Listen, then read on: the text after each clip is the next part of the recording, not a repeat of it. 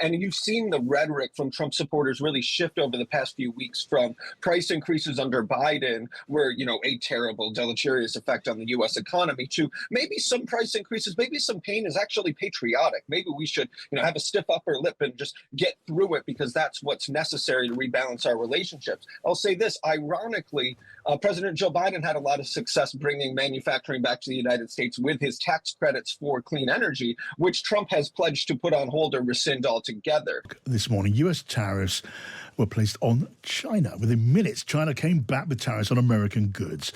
That was after a day in which we saw Donald Trump threatening tariffs against Mexico and Canada, and then just pulled back from that. The Times columnist Jerry Baker told Andrew Neil on Times Radio Trump's tariffs were mostly performative. Donald Trump knows that tariffs are a lose-lose proposition, that you impose tariffs on another country, it hurts them for sure, but it hurts you. It's like shooting yourself in the foot because, of course, it puts additional costs on your consumers. It raises prices here. Nobody thinks really tariffs are a very good idea. And I think a lot of this with Trump, as with so much of what he does, is performative, right? It's storytelling. It's we've got a grievance. We've been treated badly by these other countries. I'm going to show them. I'm going to demonstrate that America doesn't take this lying down. They're going to make concessions and we're going to win.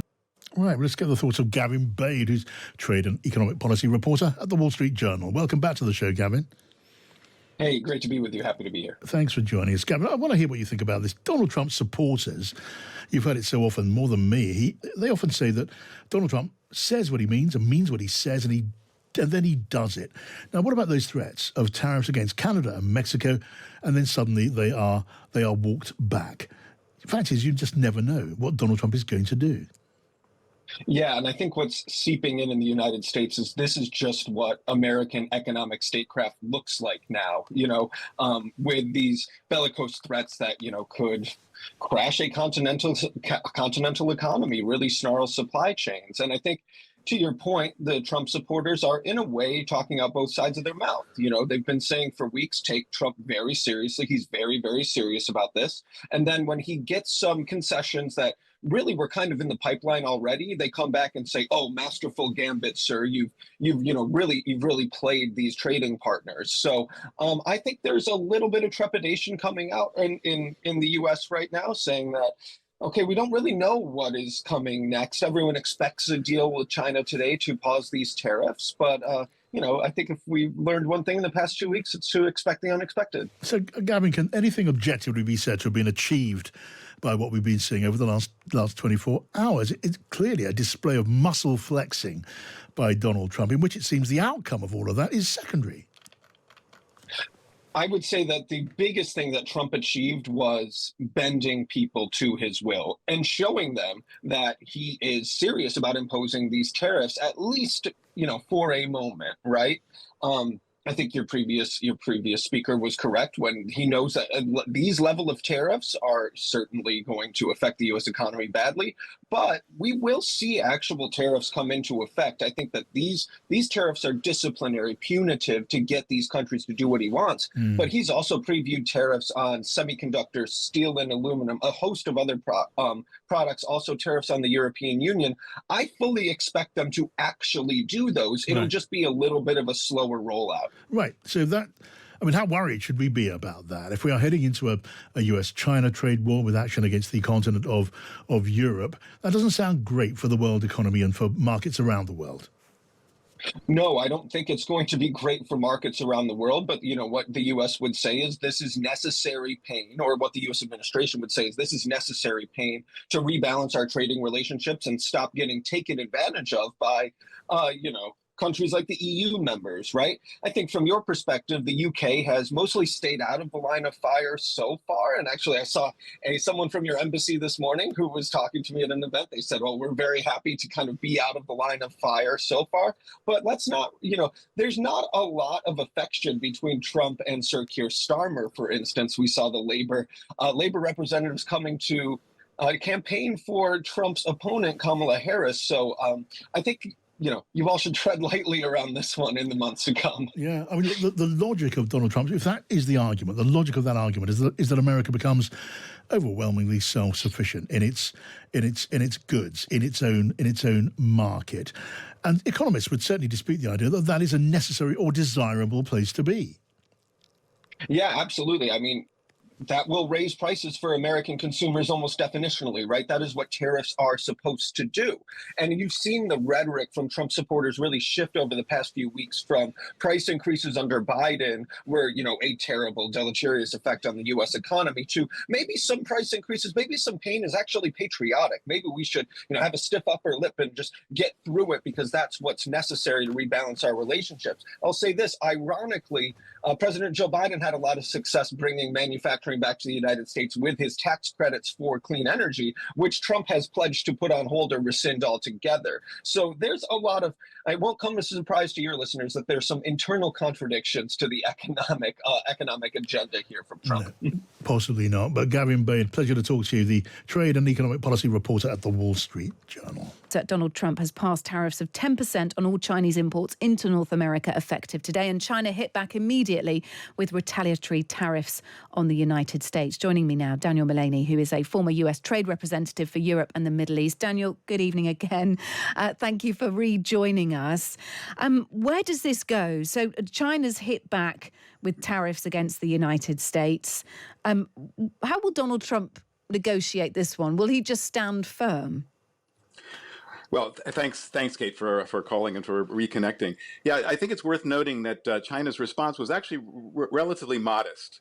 It was not all products. It was 10% on certain products. It was some export restrictions. So I think the reaction was limited enough that it is designed to entertain a discussion about some other way of achieving the goal of the tariffs other than imposing tariffs. So I think we may be seeing a setup towards some kind of an agreement possibly between the United States and China. They've also swiftly announced an antitrust investigation into Google as well. We should say that Google, most of their services, search and email services are already blocked in China. But they do make money from Chinese companies advertising overseas. So that came too. But as you said, the culmination of all this is really about a negotiation, I suppose, between Donald Trump and President Xi, or the representatives of. I think that's probably. I think that is probably right. And I think one of the reasons that China went for export restrictions and, as you said, the investigation of Google is that with a huge goods trade surplus with the United States, retaliation based on products is not really China's strong suit. They really need to go beyond just the goods retaliation if they want to have an impact. Yeah. I mean, look, in the cold light of day, is 10%?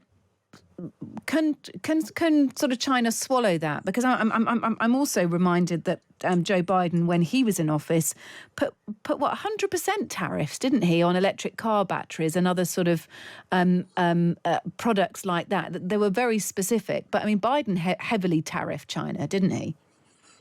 Yes, he did. He continued essentially the tariffs that had put in place by the first Trump administration, and then expanded them a bit.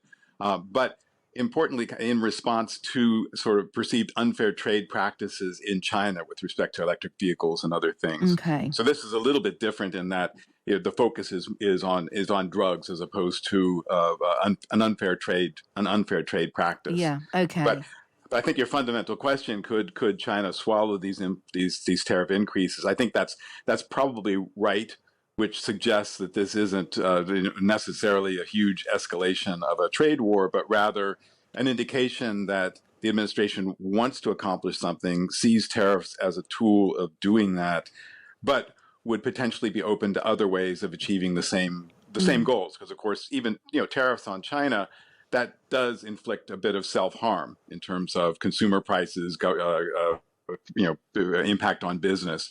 So there may be other ways of achieving goals with respect to fentanyl, aside from the sort of crude tool of tariffs. Yeah, so look, Canada and Mexico yesterday were able to achieve a 30-day pause on tariffs plan for them of 25%.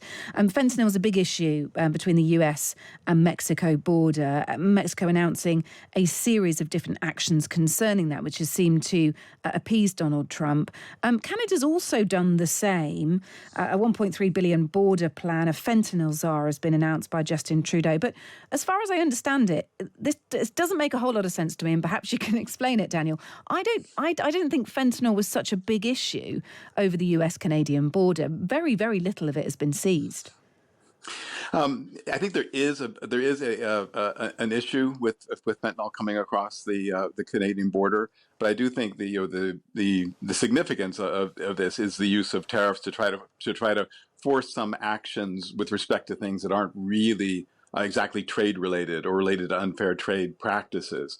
So I think it's this is an example. Maybe we sort of crossed a bit of a Rubicon in terms of threatening and imposing tariffs for things that are unrelated to unfair trade practices or import surges, but related to the fentanyl crisis. Look, thank you for being with us. It's brief, but it's been good. Daniel Mullaney, former US Trade Representative for Europe and the Middle East. Good to speak to you. Thank you.